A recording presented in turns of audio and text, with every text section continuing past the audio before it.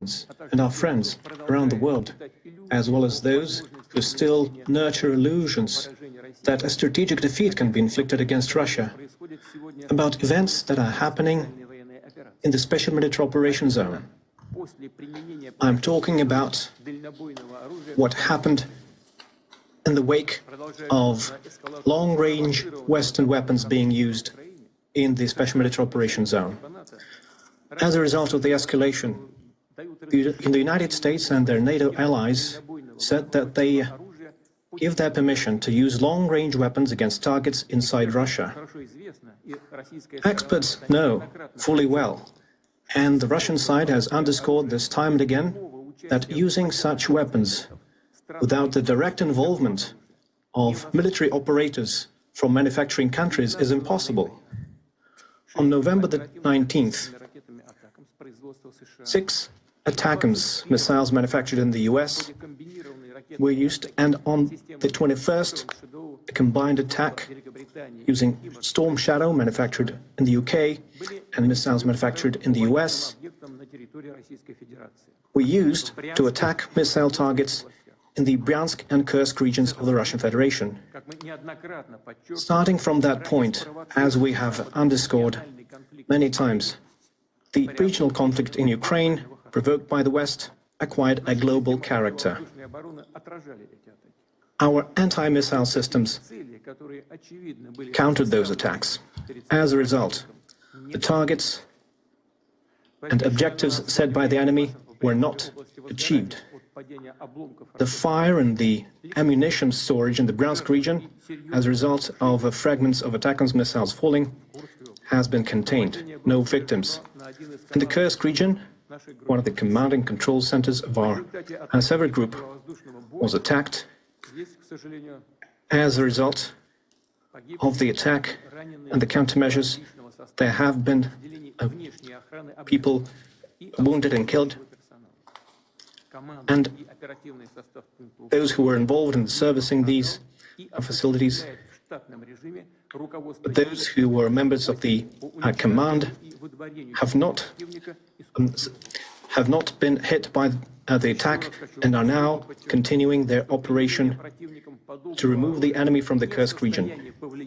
I repeat, the use of such weapons cannot change the course of the special military operation. Our military is successfully advancing along the entire line of contact, and all the objectives that we set before ourselves will be met. As a response to the use of US and UK manufactured weapons, the Russian forces have carried out a combined strike on one of the military-industrial facilities in Ukraine. And this included the test of a novel intermediate-range Russian missile system. A ballistic missile with a non-nuclear hypersonic payload was used. The test was carried out successfully. The objectives of the launch have been met. One of the largest and well-known industrial centers that is known since the Soviet times in the Dnieper region, which is known and to be involved in enemy production, was hit. And further plans are being made in Europe and the Asia-Pacific to deploy weapons and missiles.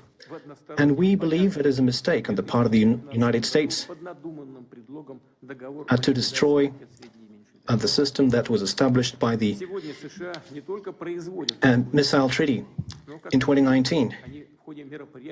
We see that the United States and their allies are now considering and has successfully tested their capabilities to deploy advanced missile systems in different parts of the world. And their exercises routinely include the use of such weapons. Russia has unilaterally refused to deploy intermediate and small-range missiles until we see similar weapons deployed by the United States in a region of the world. The use of the novel system, which was essentially an operational test, was carried out in response to the decisions made by the United States and their allies. And the further actions will be considered and decided based on what we see from them. The further course of action will be determined based on the threats to the security of the Russian Federation.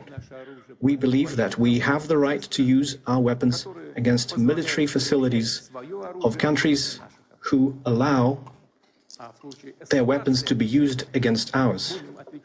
And in case of an escalation, we will act as decisively in a mirror fashion.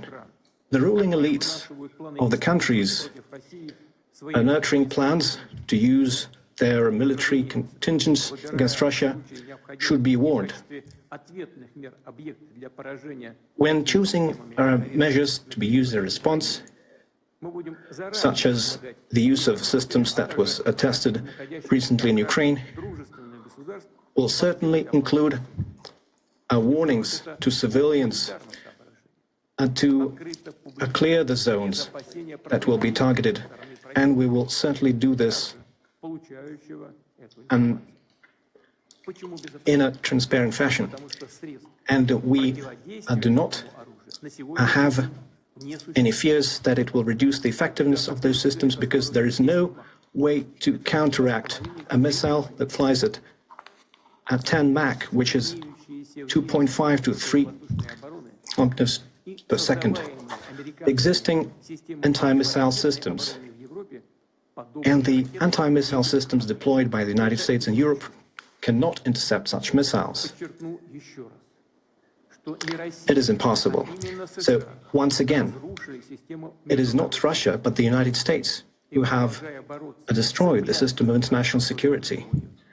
And they are trying to preserve their hegemony and stoking a global conflict.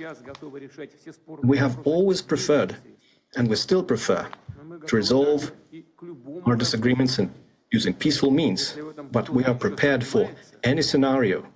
And if anyone has any doubts, they shouldn't. There will always be a response.